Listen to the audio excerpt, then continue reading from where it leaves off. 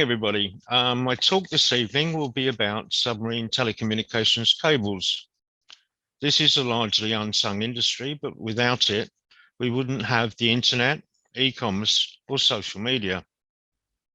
Like most utilities, very few people know or care how the internet operates. They just expect it to work and, of course, complain when it doesn't.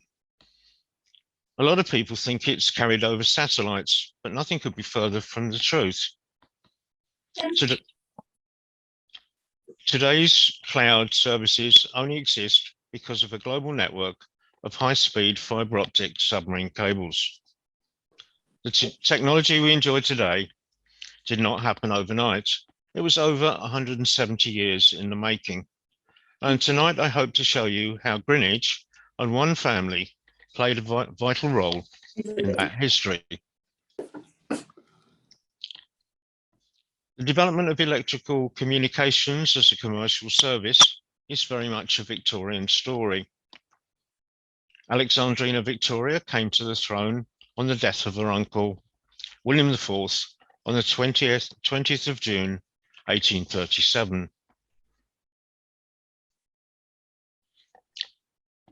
This was 1 month after Professor Charles Wheatstone and William Fothergill Cooke were awarded the world's first patent for an electrical telegraph. After much experimentation, in 1846, Cooke and Wheatstone joined forces with a businessman, John Lewis Ricardo, who was then chairman of the Northern Staffordshire Railway, to launch the Electric Telegraph Company to exploit their patent. Their telegraph network quickly expanded across the country and enjoyed a virtual monopoly until 1851, when the Magnetic Telegraph Company was formed in Liverpool. The Magnetic made very little inroads into the electrics market until the advent of submarine telegraph cables. It is generally accepted that the story of submarine cables begins on the 28th of August 1850, when the steam tug Goliath laid an insulated copper wire between Dover and Calais. This project was sponsored by John Watkins Brett and his younger brother Jacob. The cable was not fit for purpose because it had no external protection and quickly failed on the rocks off Cape Grenade. The following year, an armoured cable was successfully laid on the same route, and this is where Greenwich enters the story.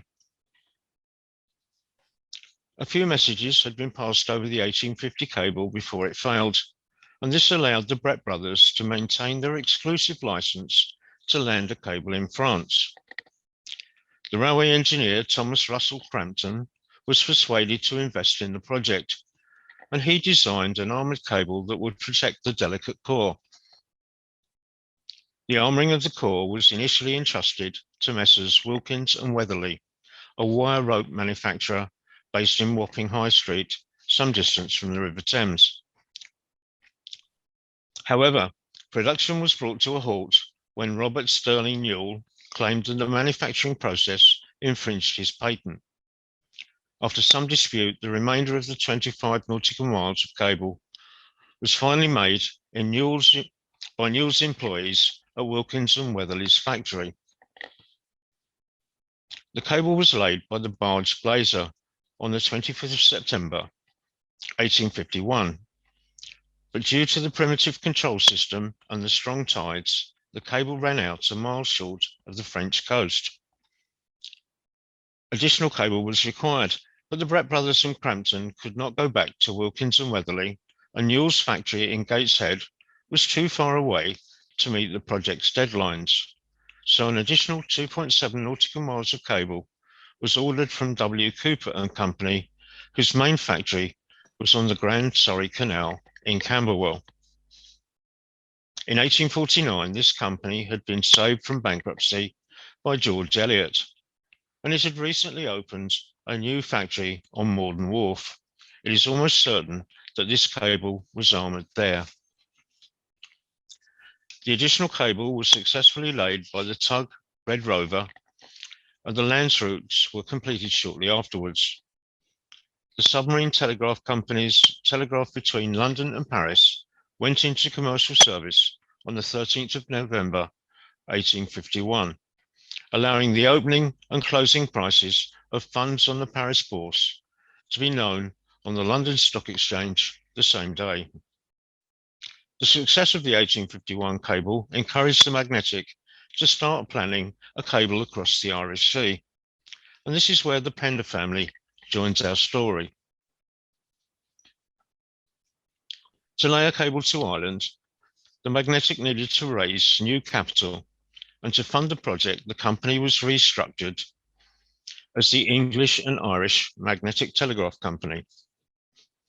Early in 1852, a prospectus was issued inviting new investment.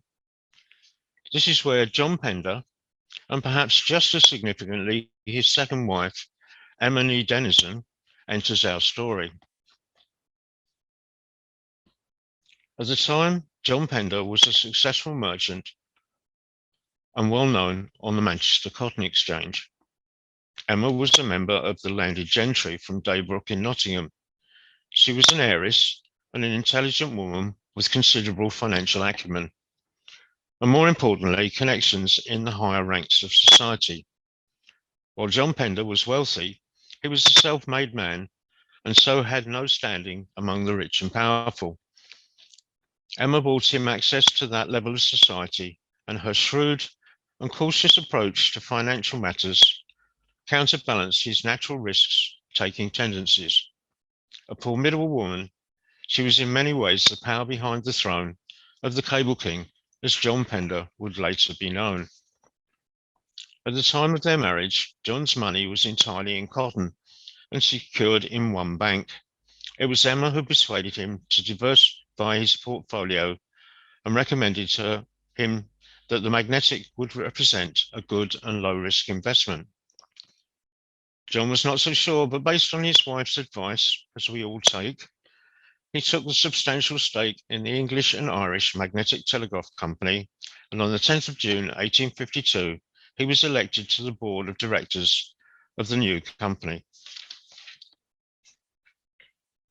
The cable was successfully laid, and this is where John Pender first encountered the company's chief cable engineer, Charles Tilston Bright. The two would have significant roles to play in the next major project, the Atlantic Telegraph. By 1854, John Pender was chairman of the British and Irish Magnetic Company and committed to submarine telegraphy. So when Charles Tilston Bright brought John Watkins Brett and Cyrus Field to Manchester to raise investment for the Atlantic Telegraph, John Pender was one of the first to invest, and he encouraged other Manchester businessmen to invest as well. For this, he was invited to join the board of the newly formed Atlantic Telegraph Company. Based on the success of the 1851 contract for 2.7 nautical miles of cable, the company chief accountant, Richard Atwell Glass, suggested to George Elliot that there could be a good market in armouring submarine cable. And over the next 2 years, Cooper and Company secured several profitable contracts. All these were manufactured and loaded onto ships at Morden Wharf.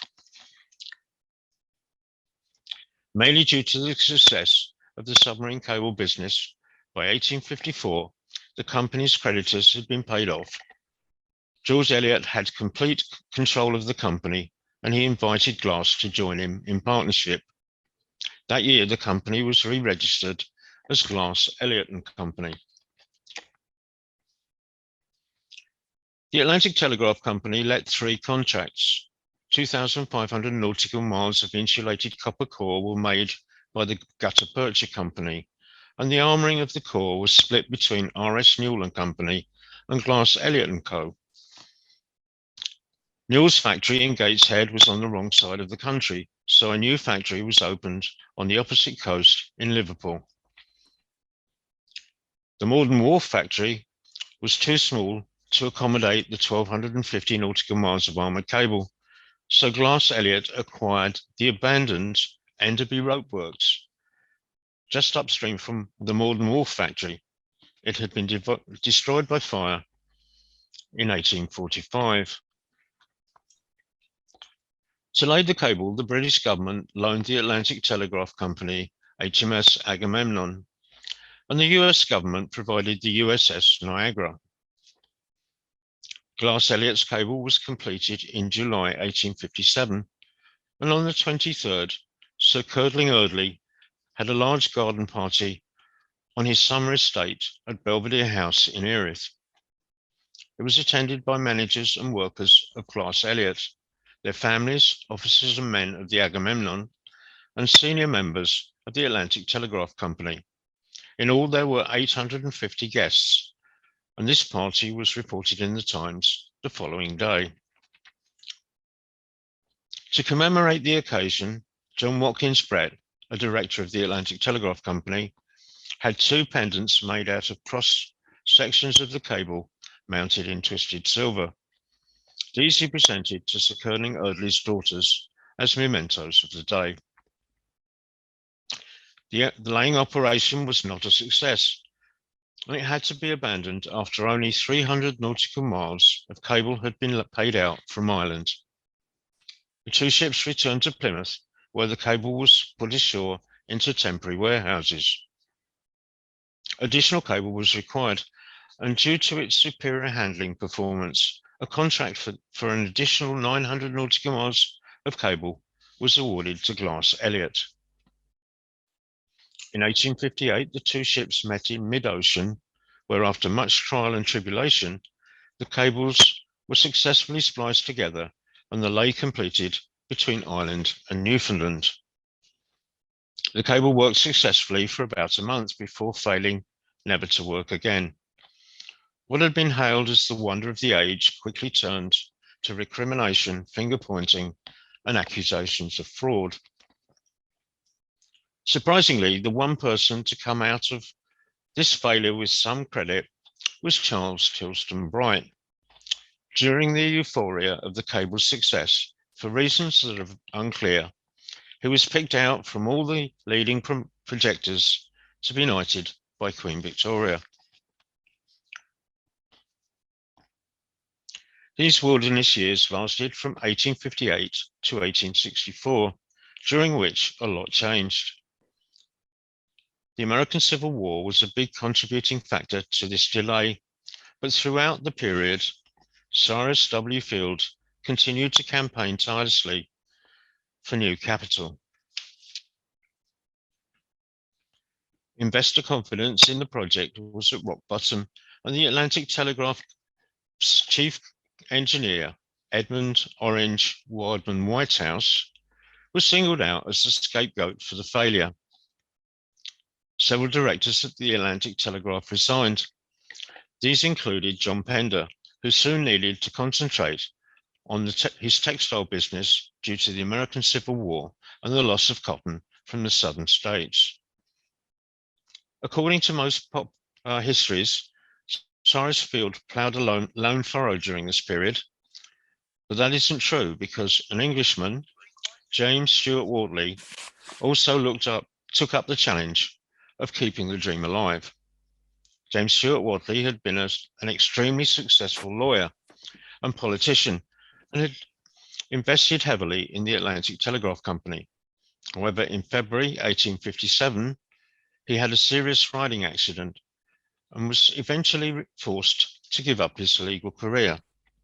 The failure of the Atlantic Telegraph Company, combined with the loss of his income, had left Stewart Wortley in a major financial difficulty. He wrote to George Seward, secretary of the company, offering his services. And on the 30th of September 1858, Seward replied with an offer of a seat on the board of directors, which was accepted. Wortley immediately began writing to his network of contacts in high places, promoting the funding of a second Atlantic Telegraph. Stewart Wortley's potential influence and efforts on behalf of the company were recognised at a meeting of shareholders on the 15th of December 1858, when he was appointed chairman of the board of the Atlantic Telegraph Company. One of the mysteries of this period was why Sir Charles Tilston Bright left the company, set up an engineering consultancy with Joshua Latimer Clark, and became the Liberal MP for Greenwich from 1865 to 1868, after which he was asked to step down in favour of William Ewart Gladstone. However, one letter in the recently discovered Stuart Wortley collection may explain this, because it indicates that Bright had been caught out fiddling his expenses. The 1858 failure had been quickly followed by the collapse of the Red Sea cable project, in which investors lost a lot of money. The British government and the Atlantic Telegraph Company set about a joint committee to inquire into the construction of submarine telegraph cables under the chairmanship of Captain Douglas Stratt Galton. The committee had its first meeting on the 1st of December 1859, and its final report was issued in April 1861. In 1863, John Watkins Brett died, and John Pender replaced him as the leading British businessman linked to the Atlantic Telegraph. During the promotion of the second cable, Glass Elliott came up with several proposals which failed to gain investor support. It was Richard Atwood Glass who finally suggested that the only way the project could be achieved would be if one cable company was responsible for all aspects of the work. However, he recognized that he did not have the influence to make this happen. Cyrus Field took Glass's idea to John Pender, who was confident he could achieve it. In 1864, the Gutta Percha Company and Glass Elliott & Co. merged to form the Telegraph Construction and Maintenance Company, known as Telcon. All they needed was a ship capable of laying the cable in one go. The SS Great Eastern was designed by Isambard Kingdom Brunel, and it was built at the yard of John Scott Russell on the River Thames at Millwall on the Isle of Dogs. She was launched on the 31st of January 1858. Designed as a passenger ship for the Australia run, she never undertook that voyage and was a commercial failure. In early 1864, she was purchased by a consortium led by Daniel Gooch, including John Pender and Thomas Brassey. In April, Telcom was awarded a contract for a second Atlantic cable, and they chartered the Great Eastern. She was converted for cable working, and as part of this process, one of her 5 funnels was removed. She was too big to come back up the Thames to Greenwich to load the cable from the 3 factories at Enderby and Morden Wharves, plus W.T. Henley's at North Woolwich, where some of the cable was made under subcontract. The solution was to load 150 nautical mile sections of cable into hulks, then take them downriver to Sheerness, where the cable was transferred to the Great Eastern. On the 15th of July 1865, the Great Eastern raised her anchor and sailed from Sheerness to start the lay of the Atlantic Telegraph Part 2.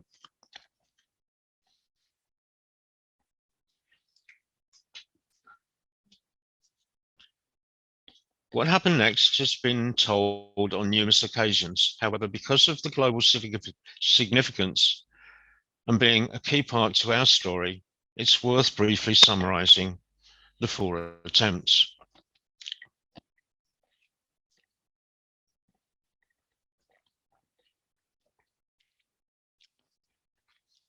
After 12 long years, the challenges were finally overcome and 2 Atlantic cables went into service.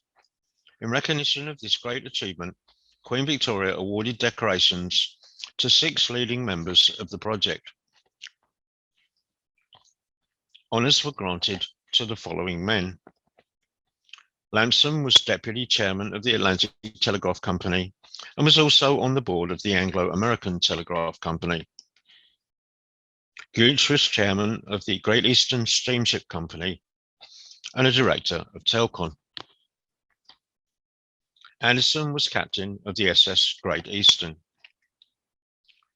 Glass was chairman of the Anglo-American Telegraph Company and managing director of Telcon.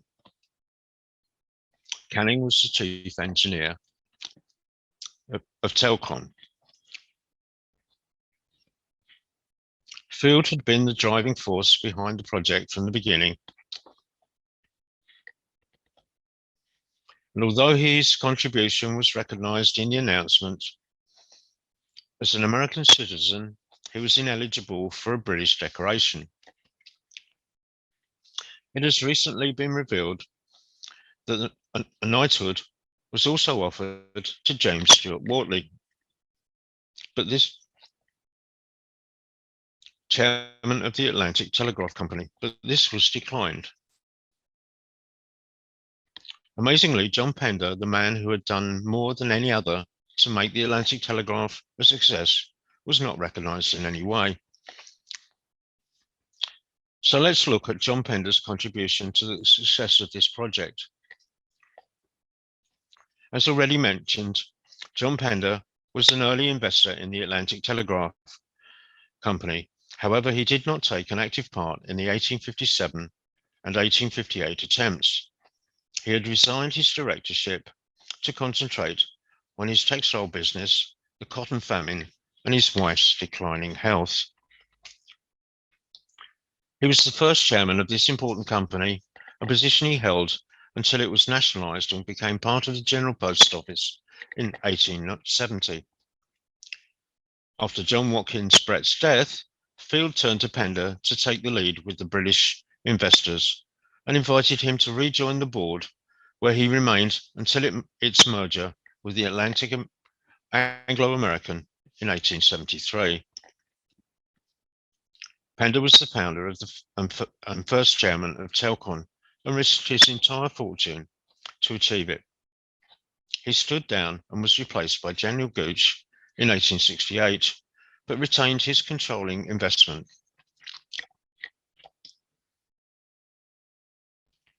Pender was a major investor in this company and remained a board director until the ship was decommissioned in 1878. It was also Pender who personally approached Cunard and secured the services of James Anderson as master of the Great Eastern. When after the 1865 failure, the Atlantic Telegraph Company was unable to raise new capital, it was Pender and Gooch who raised £650,000 to launch this company and complete the project. Both invested £10,000 and became board directors. When Atwood Glass retired due to ill health in March 1867, he was replaced by Charles Edward Stewart. Stewart died in the company's offices on the 9th of February 1868 and was replaced by John Pender as chairman, a position he held until his death. Despite this pivotal role in the ultimate success of the Atlantic Telegraph, he received no royal recognition. So why should this have been the case? Some historians have suggested it was because England had a conservative government at the time, and all the decorated men were conservatives, whereas Pender was a liberal. There may be some truth in this, but it was by no means the main reason. At that time, Pender was embroiled in a political scandal from which he was later exonerated. But that's a story for another time. In February 1868, on medical advice, Lord Derby stood down as Prime Minister and was replaced by the then Chancellor of the Exchequer, Benjamin Disraeli. The first piece of legislation that he tabled was the 1868 Telegraph Act.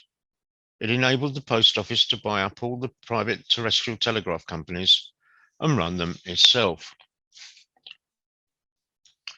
With this bill still at the committee stage, John Pender resigned as chairman of the British and Irish Magnetic Company and sold all his shares before they could be compulsorily purchased. As already mentioned, he stood down as chairman of Telcon in favour of Daniel Gooch, retaining his stockholding in the company. He then set about building a cable to India, The first step was to launch the Anglo-Mediterranean Telegraph Company, which was chaired by Lord William Hay.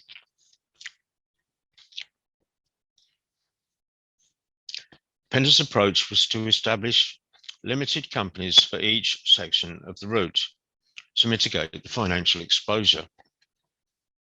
Anglo-Mediterranean controlled the route from the French border to Suez via Turin, Sicily, Malta, and Alexandria, with monopoly control over the route across Egypt. This was an excellent time to be in control of telegraph traffic between Egypt and Paris, as the Suez Canal was in its final phase of construction. British Indian installed the cable from Suez to Aden and on to Bombay. It was the first cable operating company of which Pender was the founding chairman. John Pender was frustrated that he could not negotiate an agreement with the French government for operating rights over their terrestrial telegraph. So in June 1869, he registered this company. It built and operated a cable from Malta to Cornwall via Gibraltar and Lisbon. The original landing site in the UK was meant to be Falmouth, but it was moved to Porthcurno due to concerns over damage to the cable by ship's anchors because of the high volume of traffic in the port. Although not part of the direct route, this company was launched to build a cable between Marseille, Bonnet in Algeria, and Malta. It was built at the request of the French government because Pender thought it would assist him in obtaining the landline concession. However, the concession was awarded to Philip Arthur Stanhope, who had only acquired it to sell it to the highest bidder. Pender blocked Stanhope's attempts to sell and finally purchased it from him in October 1876 at the cost of £100,000.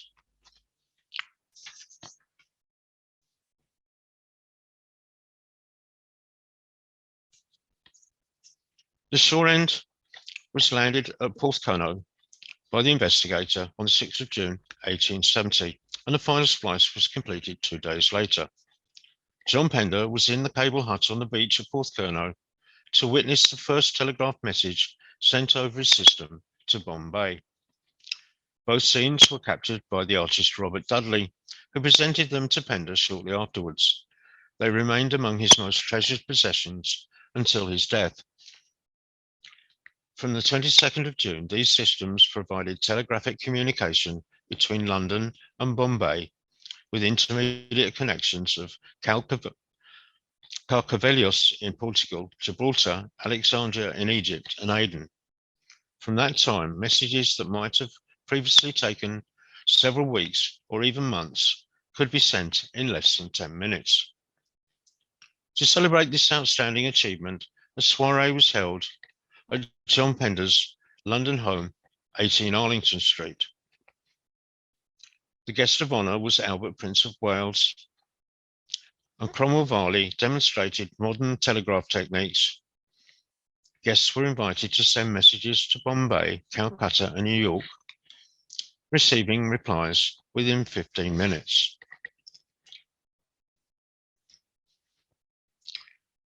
The Indian cable became known as the Red Sea Line, and it was built in collaboration with Daniel Gooch, with Telcom being awarded the main contract for each section. Only where project timescales dictated did Telcom subcontract some of the manufacture to other cable manufacturers, like W.T. Henley or the India Rubber Gutta Percha and Telegraph Company in Silvertown.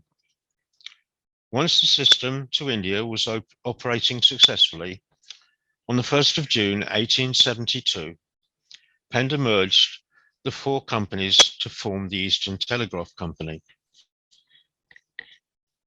In parallel, Pender established 3 more companies: the British Indian Extension Company, the China Submarine Telegraph Company, and the British Australian Telegraph Company. The first company laid a cable from Madras to Penang and on to Singapore. The second laid a cable from Singapore to Shanghai via Saigon, Hong Kong, and Foochow. This link was completed in late 1871. The third company laid a cable from Singapore to Jakarta. A Dutch-owned terrestrial cable provided a link across Java from Jakarta to Banjarwangi, from where submarine cable was laid to Darwin. Pender then built a 1,973-mile terrestrial cable from Darwin to Port Augusta, north of Adelaide, from where it was extended to other major cities by Australian administrations. All this became known as the all-sea telegraph system between the United Kingdom and Australia, though it had land routes across Egypt, India, and Java, and went into commercial service on the 2nd of October 1872. All these systems were funded by private finance and manufactured and installed by Telcom. Once again, Pender was able to convince shareholders to merge these three companies into one, and in May 1873, the Eastern Extension Australia and China Company Limited was formed. Pender had plans to further consolidate his two major companies into a single larger entity, but this was resisted by the shareholders whose investments were limited to the Eastern Telegraph Company. Although many of the directors of the Eastern Telegraph Company were also on the board of the Eastern Extension Company, very few shareholders held stakes in both companies, and Pender was unable to push his plans for further amalgamation. Instead, he founded the Global Telegraph and Trust. This company was formed to raise capital for system expansion and duplication of existing lines, and to allow investors to further spread the financial risk of individual submarine cable projects. A share in the Global Trust and Telegraph and Trust included a proportion of shares in other telegraph cable companies, predominantly the Eastern Telegraph Group and Anglo-American. In many ways, the Global Telegraph and Trust was an early form of unit trust. As the Eastern Telegraph Company grew, submarine cable company stock moved from high risk to virtually a blue chip investment, allowing Pender to use his established business model to expand the company's network around the world. By 1876, New Zealand was connected to Australia. In 1878, Portugal was connected to Recife in Brazil via St. Vincent, and then on down to Montevideo. In 1879, the Eastern and South African Cable Company was formed to extend a cable down the east coast of Africa from Aden to Durban via Mombasa and Mozambique, and then overland to Cape Town. Finally, Pender had acquired a bankrupt cable company in 1875 that operated a cable between Valparaiso and Lima, and in 1872 he negotiated a concession to operate a land route from Buenos Aires, connecting the system to the Eastern Telegraph's global network. By the end of Queen Victoria's reign, the Eastern and Associated Telegraph Companies was the biggest telecommunications company in the world. Submarine cables connected the empire and all locations where the British had commercial and/or political interests. The vast majority of these cables were manufactured at the Enderby and Morden Wharf factories of Telcom. At the start of the 20th century, the Eastern Telegraph Company was at its zenith, but time and tide waits for no man. John Watkins Brett had died on the 13th of December, 1863, at the Coton Institute for the Insane in Stafford.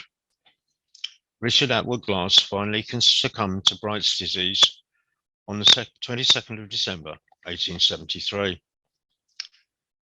John Pender's collaboration with Daniel Gooch ended when Gooch died on the 15th of October, 1889.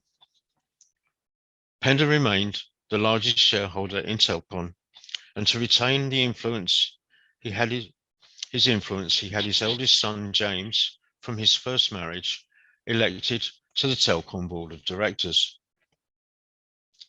James Anderson, who had risen to managing director and vice chairman of the Eastern Telegraph Company, died on the 5th of May, 1893.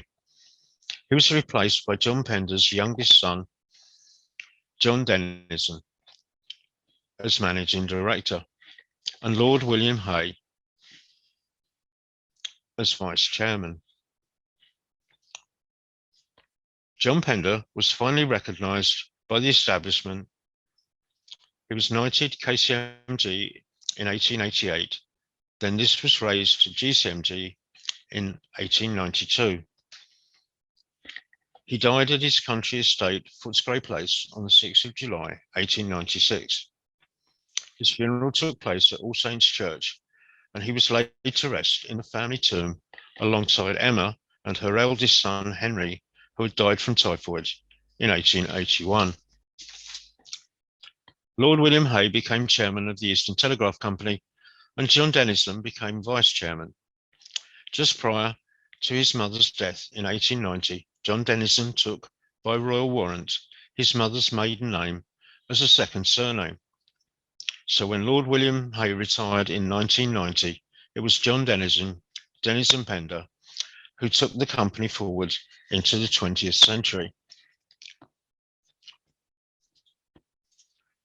Throughout the company's existence, William Gladstone had wanted to bring ocean telegraphy under government control, and the debate as to whether telecommunications should be under the control of private enterprise for the benefit of shareholders or a public service controlled by government continued. John Pender had staved off Gladstone's attempts, and although this ambition of government had not gone away, the company kept it at bay by, at its own expense, installing new cables to South Africa to improve communications for the Boer War, and similarly a year later in China for the Boxer Rebellion. However, competition was coming. On the 2nd of June, 1896, Guglielmo Giovanni Marconi applied for his British patent number 2039, improvements in transmitting electrical impulses and in apparatus therefore. Although it would take some years to develop the technology, the arrival of radio telegraphy would have a major impact on the future of the Eastern Telegraph Company. On the 17th of December 1902, Marconi made the first radio transmission across the Atlantic from Poldhu in Cornwall to Signal Hill in Newfoundland. Although further development was required, this achievement clearly represented potential major competition to oceanic telegraphy and a significant reduction in the Eastern Telegraph's revenue. However, the directors of the company were no longer the Victorian pioneers, and they were not able or prepared to accept the significance of this technological advancement. Although John Denison Pender foresaw the risk and recognized the opportunity of collaborating with Marconi, it would appear from extensive research of the family archive that he did not have his father's charisma or the same level of loyalty from the fellow directors. He was unable to convince them, so they rejected the idea of working with Marconi. Anglo-American used its exclusive license for telecommunications in Newfoundland to force Marconi to dismantle his radio equipment there. This was the moment that Britain lost the leadership it could have had in radio transmission to the USA. It became cable versus wireless instead of cable and wireless, as Denison Pender had wanted. In July 1897, Marconi had formed the Telegraph and Signals Company to exploit his patent, but the British government would not allow him to provide services in the UK. They had to be offered under license to the post office. However, it did not prevent him from putting the equipment on ships. So on the 25th of April 1900, Marconi founded the Marconi International Marine Communications Company. And that year he was awarded patent number 7777, which solved the Cytoni problem, reducing the interference between stations through tuned transmitters and receivers. Through marine telegraphy, Marconi was building his network and reputation. At the 1911 Imperial Conference that took place in London, it was agreed to establish a chain of 6 wireless stations across the empire, and Marconi was contracted to build them for the post office. However, the wheels of government moved slowly, and it wasn't until the 9th of August 1913 that Marconi's contract was ratified by government. Work began on sites in England, Egypt, and India, but the contract was cancelled 1 year later when the First World War began.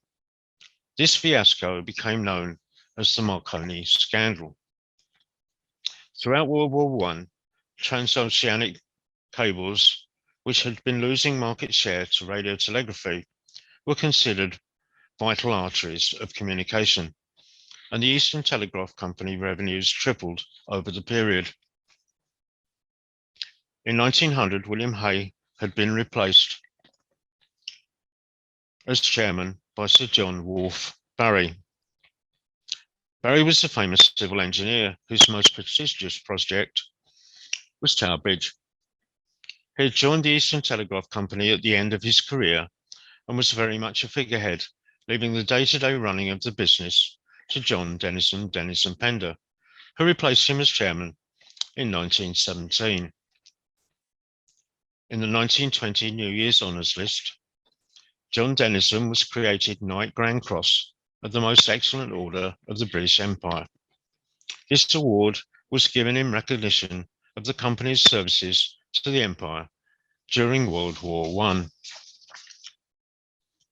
In May the following year, John Denison's half-brother James Pender died without issue, and in order to maintain the family influence, John Denison's youngest son, Major Henry Denison Pender, was appointed to the board of directors of Telcon.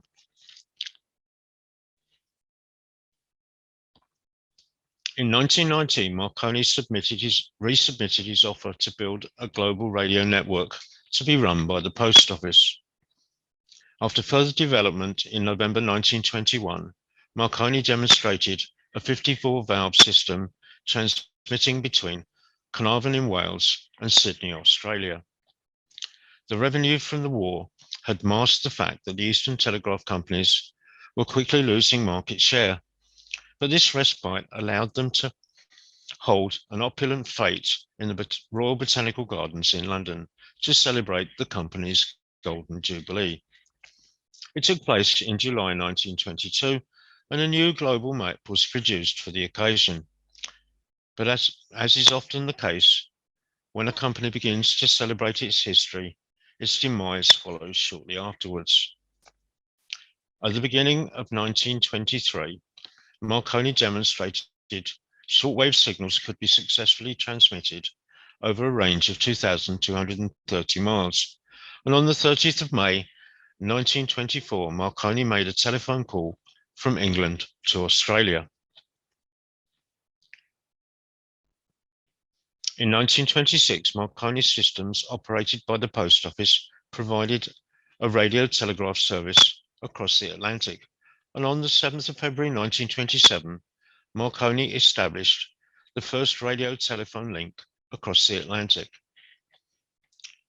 Despite technical improvements, the Eastern Telegraph Company could not compete, and at the end of 1927, John Denison appealed to the government, led by Stanley Baldwin, to save the company from total collapse. The government owned the shortwave beam systems operated by the post office, and they invited Eastern to a series of meetings to which no representatives of Marconi were invited. As usual, the government prevaricated, so John Denison took matters into his own hands and invited Andrew Weir, Lord Iverforth, the chairman of Marconi's wireless telegraph, to a private dinner.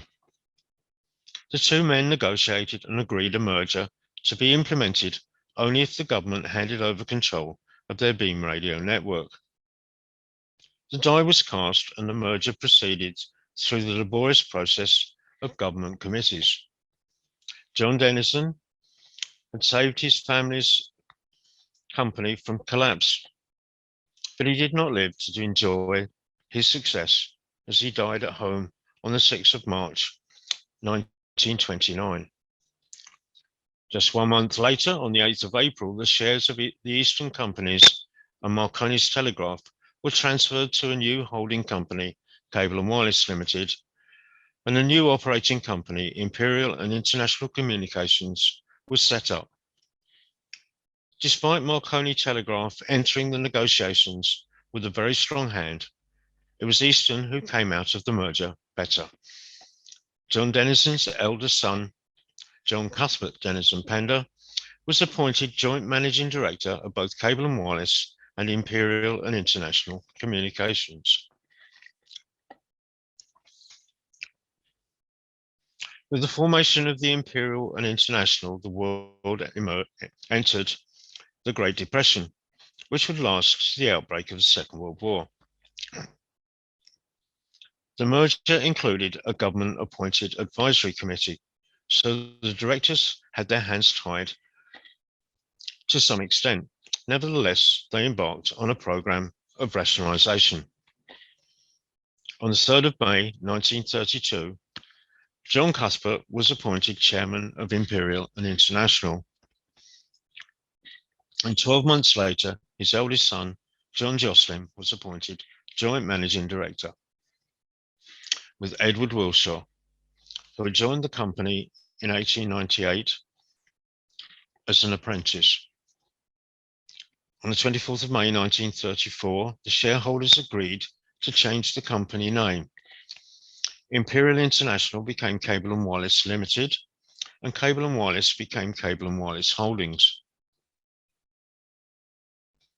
In 1935, Hitler repudiated the Versailles Treaty and Mussolini invaded Abyssinia. Under these threats to peace, the Government Advisory Committee's role became more one of master than watchdog, and this caused a schism in the board of directors. Two groups appeared, one led by John Cuthbert and the other by Wilshaw. Meanwhile, the Depression and the rise of radio was having a major impact on the manufacture of submarine cables. Telcon's only major competitor was Siemens Brothers, that had been making submarine cables at their Woolwich factory since 1863. Because of the massive reduced market, the two companies agreed in 1936 to merge their submarine cable divisions to form a new company, Submarine Cables Limited, with its base at Telcon's Enderby Wharf site. By Easter 1936, the government was running out of patience with the feuding directors. Importantly, John Cuthbert's attitude and lifestyle did not sit well with the government, so he was called to the Treasury and told that the government would no longer support him as chairman. On the 24th of June, John Cuthbert stood down as chairman of Cable and Wireless, but remained on the board of directors, retaining his position as governor and joint managing director of Cable and Wireless Holdings. He was replaced by Edward Wilshaw. On the 12th of July, 1937, John Cuthbert was elevated to the peerage and created the first Baron Pender of Porthcurno. In March 1938, the government cancelled its beam radio contracts and sold the assets for £2.4 million worth of shares in Cable and Wireless. So for the first time, the British government had an equity stake in the company. On the 24th of June, 1945, Edward Wilshaw chaired what would be the last annual general meeting, at which the shareholders agreed to sell the entire capital of Marconi Wireless, the company's manufacturing arm, to English Electric for £3.75 million. On the 1st of November 1946, the Cable and Wireless Act received royal assent, and on the 1st of January 1947, Cable and Wireless was taken into public ownership. The business was put under the control of just 5 directors, all appointed by the Labour government and renamed the Court of Directors. A new chairman was appointed, Sir Stanley Angwin, and all the company's UK assets were transferred to the post office, so the company became responsible for international communications only. The 64-year-old Angwin had been with the post office since 1907, and from 1939 had been its chief engineer. His role as chairman was only part-time, and the real power was vested in the new managing director, John Innes, a post office engineer specialising in telephony. John Jocelyn was relegated to the role of deputy managing director, but he became the second Baron Pender when his father died on the 4th of December 1949. Edward Wilshaw became a peripheral figure, but hung on to his position of Governor of Cable and Wireless Holdings until June 1964, when he finally retired at the age of 84. Meanwhile, John Jocelyn served as Deputy Managing Director under 4 different government-appointed Chairman of Cable and Wireless Limited, and he became sole Managing Director of Cable and Wireless Holdings in 1958. During this period, he was effectively running the company, and when Wilshaw finally retired, he became Governor of Cable and Wireless Holdings. He only enjoyed this position for 9 months, as he died at his London flat on the 31st of March, 1964. He was succeeded by his eldest son, John Willoughby Denison Pender, as the 3rd Baron Porthcurno. He had joined Cable and Wireless Holdings in 1956, and in 1960 he was appointed to the board of directors. However, successive governments made sure that a 5th Pender would not rise to the top of the operating company. And when Cable and Wireless was reprivatised by the Thatcher government in November 1981, he left the company, and for the rest of his working life, he concentrated on his stockbroking career in the City of London and his duty in the House of Lords.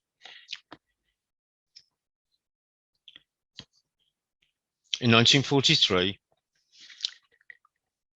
an amplifier using thermionic valves was successfully inserted in an existing telegraph system between Anglesey and Port Erin, upgrading it for telephony. So after the Second World War, development of submarine telephone cables began in earnest. Polyethylene, developed by ICI in 1933, became available for commercial businesses, and the development of a viable coaxial submarine cable became a possibility.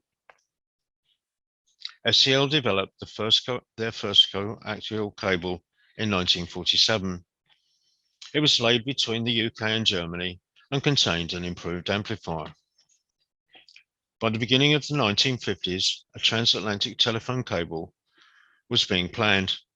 This cable was called TAP1, and it contained flexible unidirectional amplifiers made in the USA. Because of this, 2 cables were required to make a 2-way system.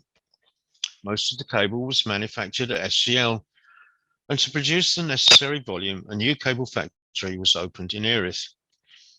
TAP1 went into service in 1956, and this was quickly followed by TAP2. It was made to the same design and went into service in 1959.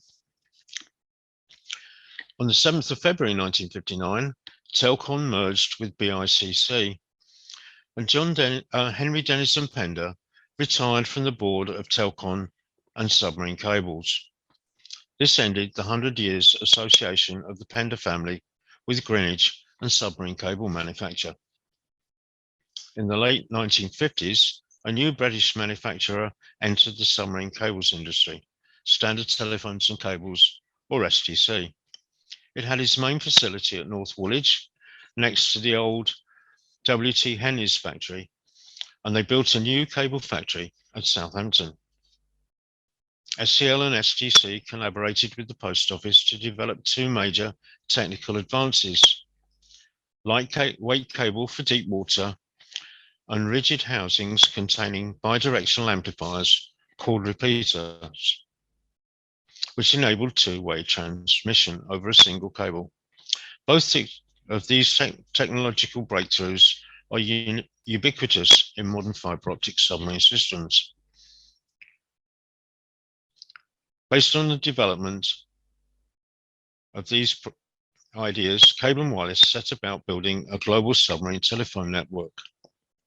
The manufacturing contracts were awarded to SCL and SCC, and most of the cable was manufactured at Greenwich. This network, known as the Commonwealth Cables, comprised 3 transoceanic cables: Cansat across the Atlantic, in service in 1961, Compact across the Pacific, in service in 1963, and Seacom, interconnecting the Far East. It went into service in 1967. STC acquired SCL in 1970, closing the North Woolwich factory site and gradually transferring cable manufacture to the Southampton factory. The last cable to be made at Greenwich was for a 14 megahertz coaxial system laid by the John W. Mackay between Port Moresby and Cairns. Once the system was laid, the ship was retired, then moored on the Enderby Wharf Dolphins until the mid-1980s. In 1994, STC Submarine Systems was acquired by Alcatel Alstrom, and the company became Alcatel Submarine Networks. Although the river frontage of the site was sold off in 2008, ASN, now owned by Nokia, still operates at the back of the old site, accessed from Telegraph Way. When the Eastern Telegraph Company was formed, the London headquarters was established at the Palmerston Buildings in Bishopsgate. As the company grew, the HQ moved to 66 Old Broad Street, where Telcon already had its HQ at number 38. The Eastern Telegraph Building was called Winchester House, and in 1883, John Pender and Daniel Gooch agreed to pull the building down and erect a more suitable office that the two companies could share. So from 1885, Telcon and the Eastern Telegraph Company shared the new Winchester House. In 1902, the Eastern Telegraph Company moved to its own building, Electra House in Moorgate. Despite the need to cut costs during the Depression, a new HQ was built from the newly formed Cable and Wireless on Victoria Embankment. Lacking in imagination, it was called New Electra House and was officially opened by John Cuthbert's wife, Irene, on the 11th of May, 1933. New Electra House contained a specially designed room where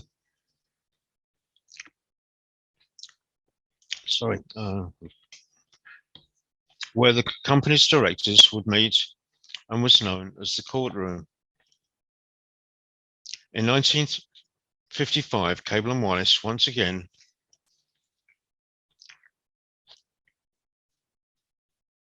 moved its HQ to a new building, Mercury House, in Theobald's Road. And as with Winchester House, 2 of the floors became the HQ of Telcon. The courtroom remained in New Electra House until the company was privatised in 1981. Then the 4 portraits were moved to the company archive in New Mercury House.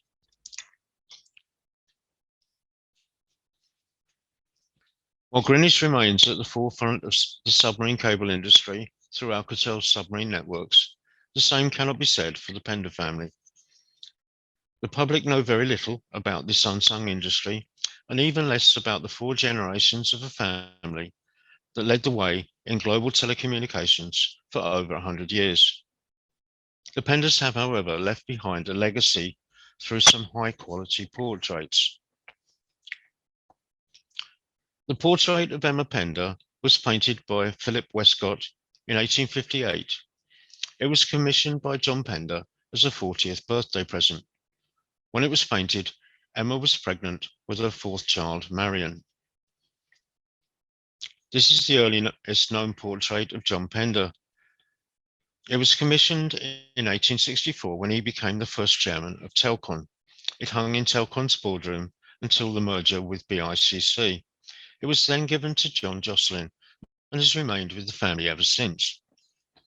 It is unsigned, but in 1961 it was attributed to George Frederick Watts. In 1888, when John Pender received his KCMG, the directors of the Eastern Telegraph Company commissioned Hubert von Herkomer to paint his portrait. When Emma saw it, she was not pleased, and fearing for his reputation, Herkomer produced a second version in 1889. The original was consigned to the cellar of John Pender's London home, 18 Arlington Street, and in 1901 it was presented to Wick, where John Pender had been MP for many years. It can be seen today in the town hall there. The second version hung in Arlington Street until John Pender's death. Then it was given to the company. It was the first portrait to be hung in the courtroom and was transferred from Mercury House to Porthcurno in 1993. The second portrait to be hung in the courtroom was of John Denison Pender. It was painted by Anne Beatrice Bright in 1919 to commemorate his appointment as chairman of the Eastern Telegraph Company and his GBE. Beatrice, by the way, was the daughter of Charles Tilston Bright. The third portrait to be hung there was one of John Cuthbert. It was again painted by Beatrice Bright in 1934 to commemorate his appointment as chairman of Cable and Wireless. The last portrait to be hung there was of John Jocelyn. It was painted in 1958 by Edward Irving Halliday to commemorate John Jocelyn's appointment as managing director of Cable and Wireless Holdings. When Cable and Wireless became a public limited company, these last three portraits were given to John Willoughby. At the end of 2021, thanks to the generosity of Harry Pender, the fourth Baron Pender of Porthcurno, these 5 family portraits were delivered to Porthcurno to join the Herkomer on long-term loan. If you have never visited Porthcurno Museum, I can highly recommend it. It's situated in the old Cable and Wireless buildings up on the cliffs behind the idyllic Sandy Cove. Currently, the feature exhibit is the Cable King, in which the Herkomer portrait is the centerpiece. To find out more about the museum facilities, you can visit their excellent website. If I've whetted your appetite to find out more about the history of submarine cables at Greenwich, this free booklet can be downloaded as a PDF file, or if you contact Alan or Mary, I'm sure they can provide you with a copy. If your interest is in the Pender family, this biography of John Pender is available from Amazon, or it can be purchased from the shop when you visit the Telegraph Museum. And that's where we are. Thank you, Stuart. That was good. I enjoyed that. Thanks very much for all your work on that. Any questions? There'll be some comments noted. I noticed on the chat.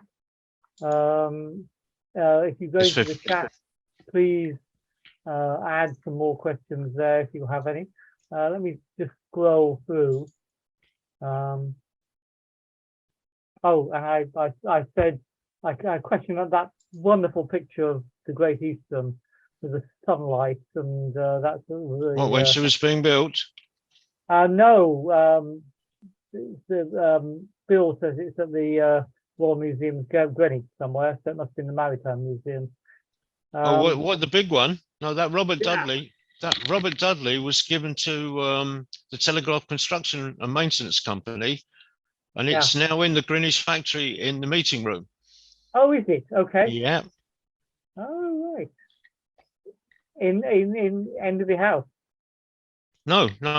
Enderby House is not part of Alcatel Submarine Networks anymore. Oh, it's in It's in the factory at the back of the site. Wow. Okay. I didn't realize they had any relics of their history. That's brilliant. Oh, they have lots, yes. Most of them tucked away in boxes, unfortunately. Sorry? Most of them tucked away in boxes. Yeah. I wonder if we can do anything to get them out there and have a look at them. That Okay. certainly is on display to anybody who visits the boardroom, along with paintings of other ships. Yes. I'm not grand enough to visit the boardroom. Okay. Right. Any more questions? I as an aside, I would note that what was the Eastern Telegraph Company that became Cable and Wireless, of course, is now most of that went into Vodafone, and it is still an active. Everybody knows it as a mobile phone company. It also operates an extensive subsea cable network, and indeed today, I did a story last week for Capacity Magazine. They had their first modern day subsea network operations apprentices starting at their cable landing station in Bude in Cornwall. So, I mean, they're still very active in the subsea market, though, as Vodafone. Yep. That Cable and Wireless was split into two parts: Cable and Wireless Communications and Cable and Wireless Worldwide. Cable and Wireless Worldwide still exists, but as you say, Cable and Wireless Communications, the submarine cable part of it was sold to Vodafone, and they operate it. Yeah, exactly. But I think that was getting too complicated to, and it would have taken another half an hour to explain. Most of the rest of it became cable TV operators in the Caribbean and one or two other places around the old Commonwealth.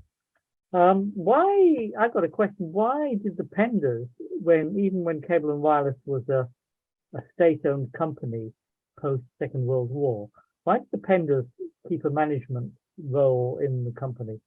It seems slightly odd that you've got a state-owned company, you've got the old family still in power.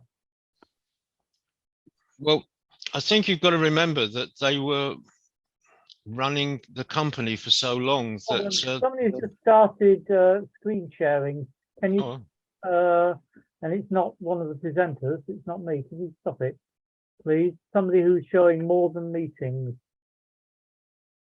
with AOL Mail. Can you stop screen sharing, please? There's Peter Finch at the top. You're viewing Peter Finch's screen. Yeah. Okay. Thank you very much. Thanks. Yeah. Well, why is it? You know, it just seems slightly corrupt. I wouldn't want to say that, but it just seems odd that the old family was still in power. Well, they were very influential at the top of the company, and they knew where all the bodies were. So remember that the one person who didn't know everything never really rose to anything high in the operating company, and I think that's part of it. When John Jocelyn died, I think it's difficult to surmise, but I think there was a definite plan on behalf of the government to sideline the Pender family, and John Willoughby was, and I met him and spoke to him quite a lot before I knew any of this history. And I wouldn't say he was a bitter man, but he felt he was badly done by. Right. Okay. Chair, Alan, may I say something? I've got my hand up. Yes, go on, Helen. Thank you. I just wanted to say a couple of things. About 10 days ago, I actually went to Porthcurno because I've worked with Stewart on Morden Wharf. You know, I could not believe what a fantastic museum it actually is. You know, and I love going into the World War II bunker. You know, no one knew what they were up to there, but they were up to a lot. And I think about 6 weeks ago, I don't know if you've seen it yet, Stuart, but the GCHQ have got an exhibition there.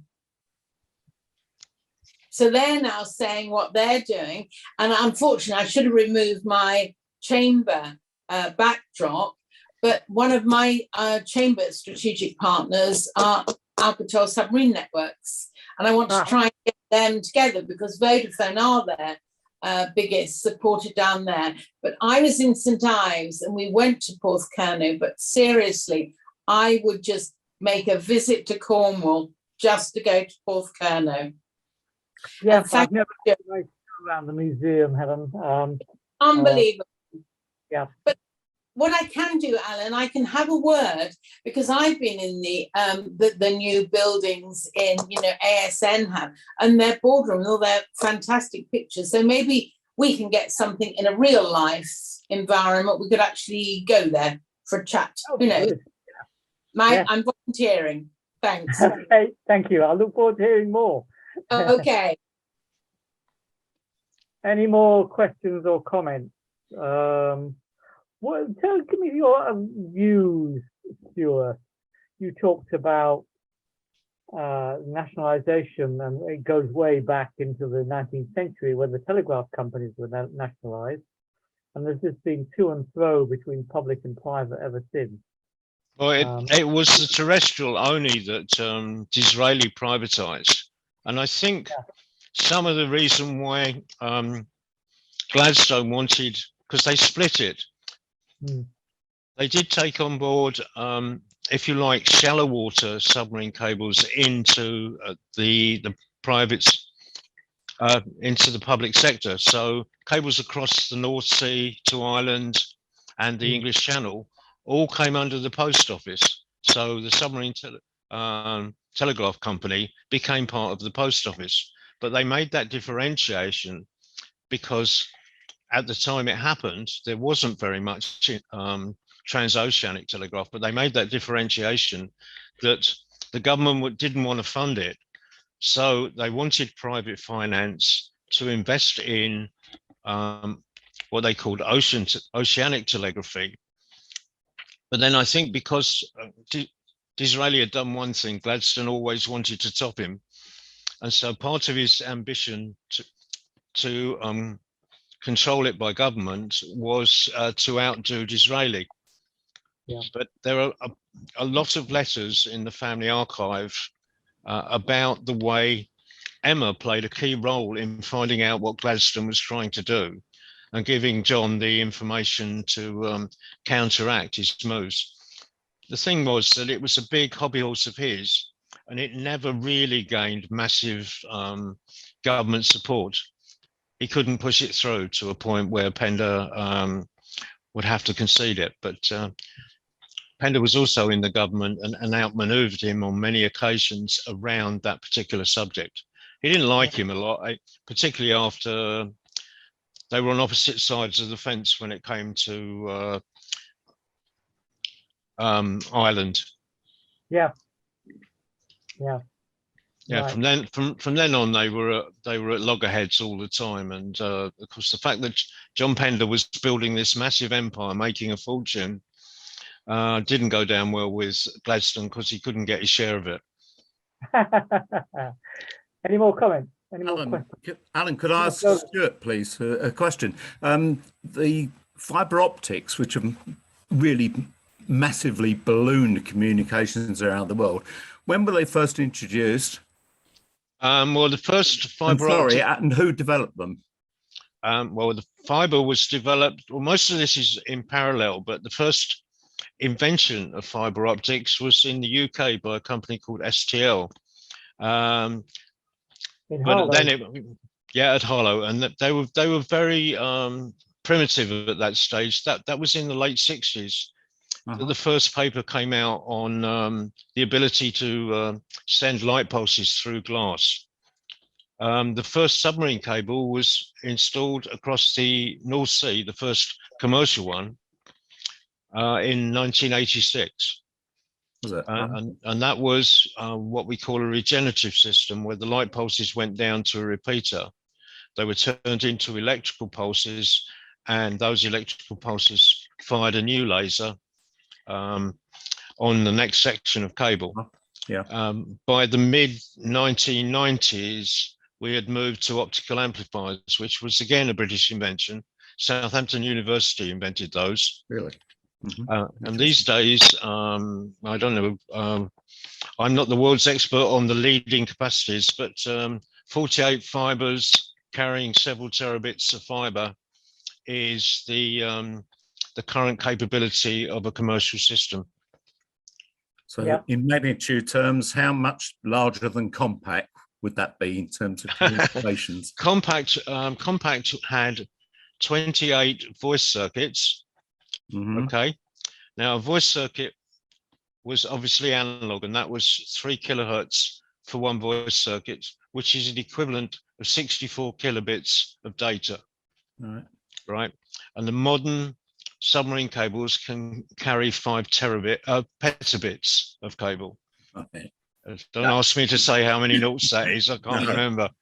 Yeah, I have an interesting comparison on my website. TAT7, the last copper cable across the Atlantic, had 4,000 telephone channels. TAT8, the first fiber optic cable, was the equivalent to 40,000 telephone channels. So that was a 10 times increase on that one. And as Stewart says, we're now at 100 gigabits on up at the moment. Yeah. And When was TAT8, Bill? TAT8 was 1988. And in fact, if you've got a minute, I have an interesting story about TAT8, because in November last year, I had an email from the controller of something called Bell Works, who took over the Bell Labs huge facility in New Jersey, where the submarine cable development was going on in the early 1980s. And in 1982, they had Simplex make 20 kilometers of fiber optic cable to a new design with one repeater, and AT&T with their cable ship Long Lines laid it off Bermuda, just in a loop end to end. And they tested the laying, they tested the transmission capability, and then they hauled the cable up and put it in the basement in New Jersey, where it remained ever since. And when AT&T was disassembled, Bell Labs was sold off, eventually became part of Nokia, who own it now, I think. And the building was surplus, and this company took it over to convert it into mixed use. And I had an email from the controller who said, we have the 1982 SL cable in the basement. Would you like to come and take a look at it? Which I did.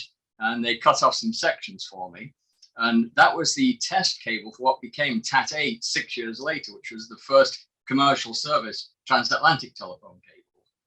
And Stewart knows, from there he's been involved, and it's just taken off, by thousands and thousands multipliers of the capacity. What's about 99.5%, Stewart, of all traffic's on fiber right now? I think so, yeah.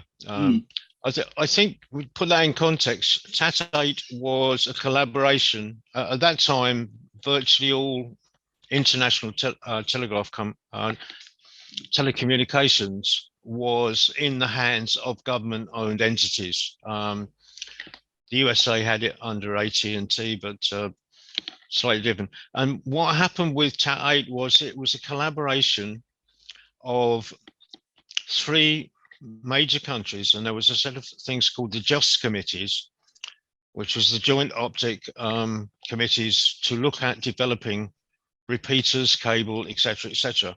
And TAT8 was from the US to a branching unit 700 miles off the coast here on this side, made by AT&T Submarine Systems.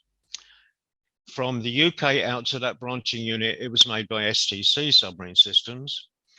And from the French coast out to that branching unit, it was made by Alcatel Submarine Networks.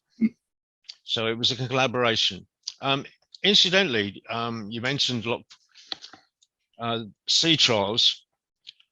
As an incidental story, once the British Post Office and the cable companies started collaborating, all their deep water sea trials were done in a place called Loch Fyne, which, as you know, Bill, is where John Pender had his Scottish estate at Minard Castle, overlooking the area where they did their sea trials. Yeah, 100 years before, yeah. Yeah. But in 1981, STC did the first fiber optic submarine cable sea trial in Loch Fyne, deploying a length of cable and a repeater. And as far as I know, it's still down there. And they test for hydrogen ingress on regular basis. Interesting. We have a question. Helen, would you like to ask your question? Yes, what I'd actually like, it's not exactly a question, it's just what I was fascinated with when I worked with Stewart on Morden Wharf. we were saying it was 95% of the internet was underwater. And then when I went to, down to Porthcurno, they had 97. But Gareth Perry, the chair of trustees down there, took me around. He said it's 98. So I suggested he just got a little pot of white paint and moved 7 to an 8. So it's official. It's 98%. So obviously the other 2% is elsewhere. Is it up aloft? Well, I think the A problem. lot of it's down outside our houses and off our streets. And Well, things like I think you got to. 98%. It's official. Yeah, I think you've got to remember it's statistics, and as more and more cables go in with more and more capacity, then they will be a bigger percentage of the overall. Yeah. So when you put a 3 terabit cable in across the Atlantic, then that boosts the fibre optic traffic without the traffic on other mediums changing very much, because they can't get much more down it. But again, I'm going to say, please, everyone, next summer or in the winter, trot off to Porth, go to PK as they call it. Okay, Elizabeth, you've got a question. Yes, I wanted to ask Stewart and Bill whether anybody's been doing any more work on gutta percha works, which of course was essential in the early stages. I'm really so intrigued that there was a gutta percha works on Crooms Hill, which was bombed in the First World War in 1917. And I imagine that there are a lot around, presumably outstations helping the cable production. I think one of the things with gutta percha that not many people know is that, unlike rubber, when you harvest the gutta percha, you destroy the tree. You can't bleed it off as you do with latex. And Telcon had their own estate in Malaya, which provided, it was Malaya then, provided them with, and a number of the company's employees were sent out there to manage it and that sort of thing. And they ran that until the introduction of polyethylene, which obviously was cheaper to produce and didn't need the same sort of thing. But I would think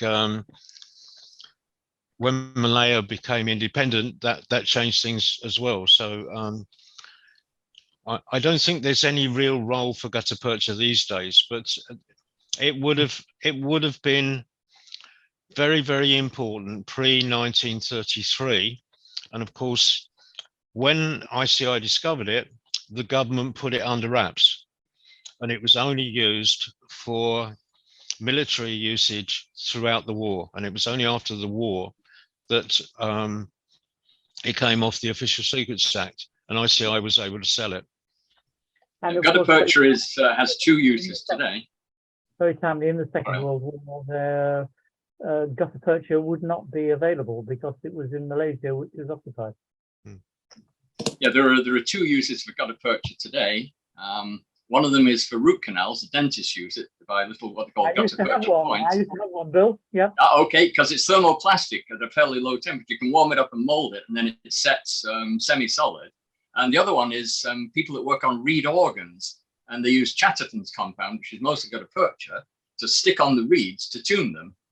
And there's apparently no better compound for it, again, because of the thermoplastic nature of it. And so the organ repairers use it, but only the reed organs, not pipe organs, but the reed organs, you have a vibrating reed. You tune the frequency by melting a little bit of gutta percha onto it. Great. It's 9 o'clock. Any more questions? Maybe one last question, if anybody's got one. Or maybe Mary, you'd like to say something to close? If you're still with us, Mary, I can't see your name. Any more questions? No, okay. In that case, Stewart, thank you very much indeed. Thanks for an excellent evening. I've really enjoyed it.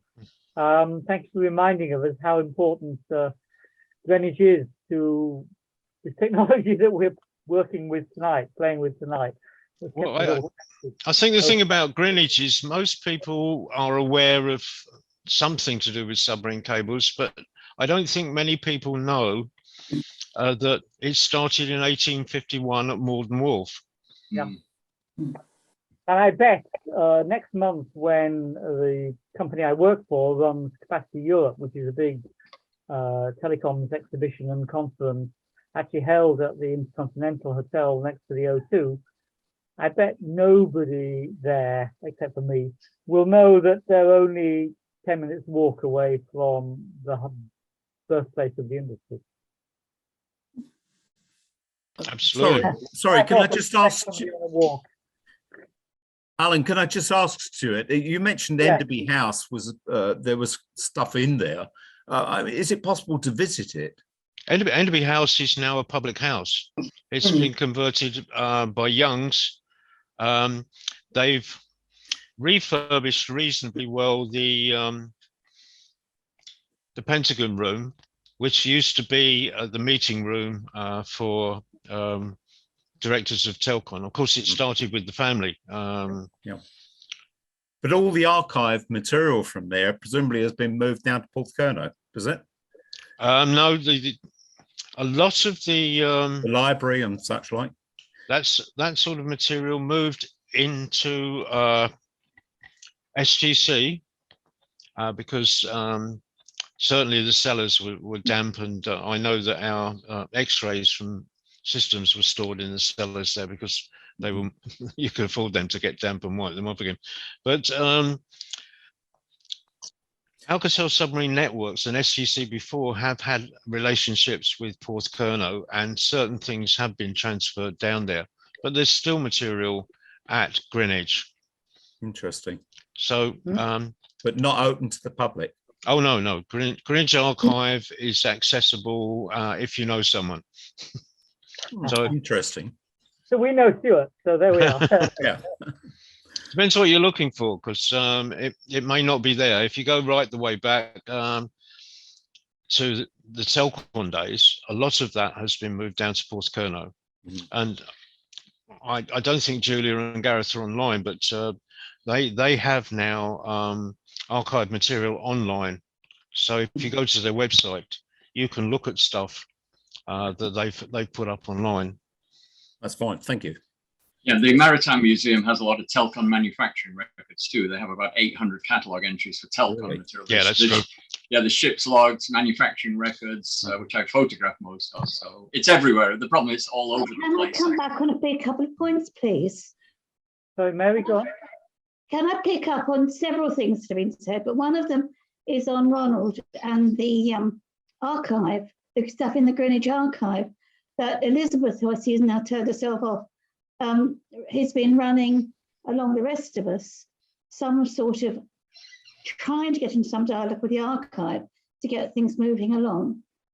Can I also say, with reference to Helen, that of course one of the problems we have with a lot of things in Greenwich, not just the telecoms history, but numerous things, the first electricity power station in the world, all the rest of it, which the Greenwich tourism people do not take up. And I'm sure that Helen has ways in of these sort of bodies to try and influence them to take some notice, not just the telecoms, I mean the Arsenal, lots and lots of other things for which Greenwich is famous in some places, but not in the people that come to visit us from all over the world who will know nothing about this. So could you do that, Helen? I will. I will, Mary. Fret not. We'll get together and let's try and get, because there are fantastic things going on, on the Arsenal. Yeah, and the owners are our partners. So yeah, let's work for a plan for 2023. And we're all going to see the lovely pictures at ASN. Okay, fine, thank you. And the question about Enderby House, I mean, it was people like Stewart and Mary and me and a few others who in the 6, 7, 8 years ago, I can't remember how long it was, the previous developers or the people who had bought the site from Alcatel just left the house completely exposed. And if they weren't careful, and I'm not going to say anything libelous, if they weren't careful, somebody would come along with a match box of small investors in the middle of a Saturday night, and by Monday morning it would all have burnt down, and there would be fortuitously some extra space to develop. Fortunately, we made such a stink and showed pictures around of the state of this that they very quickly then put a around it all so that it was less susceptible to arson and vandalism. Oh, And now we see there's a pub there which looks to be thriving. That's why we wrote the 2 booklets, one of which I showed you at the end of my talk. That's about submarine cables. We also wrote about the Enderby family as well. So those are both downloadable from site, and they can be accessed from Bill's site if other locations aren't available. So people they can still read about it. I put the link in the chat before it goes away if anybody wants to take it. It would be very good if we could get more of an input into the pub. I mean, the pub landlord, I understand, it started knowing nothing about the history of the house. I think it was just another place, and that we need to continually, get them to aware of what this is about, because they don't know. The other thing, of course, is the sculpture ley lines, which is sitting there on the riverbank, not really maintained, although, I mean, I'm certainly having another go at that at the moment. But it would be so good if we could get it in with the line, if people know what the line is, and the sculptures, which are all on the Night Dragon site, which get regular, showings. I mean, people write, guides to them, all sorts of things. And ley lines just gets left out because it's not on the peninsula, which is, of course, the Night Dragon's bit of publicity. So, I mean, that again is something else we should be talking out all the time. And Mary, can I just say, there's a lot going on, because to use QR codes as, ley lines, it's the link, because COVID's delayed it, and now, new leadership, it's sort of kicking off. So there'll be a walk from basically the peninsula or Woolwich, you go around the corner into Greenwich. So let's chat on that. Can you keep me in touch with that? I will, Mary. Because we have a saga about a gasworks memorial, which has never been built because there's a whole saga about it. There's other things as well, which I think get ignored because they're not on what is perceived as the best proper tourist trail. Let's get together. Yeah. Okay, I'll very happily work with you, Helen, as well. So thank you, Alan. Okay, well, it's now 9:10. We've been going for an hour and 3/4 and a bit more. Thank you very much indeed. Thank you, Stewart. No more questions have come through, but that was a really good chat. So I will say good night to everybody, and thank you for a fascinating. Oh, Paul Noakes has just put his hand up.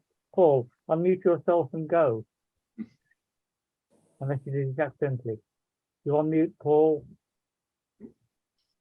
No. Okay. Bye-bye then. Thank you very much indeed. Bye from New York. Good to see everyone.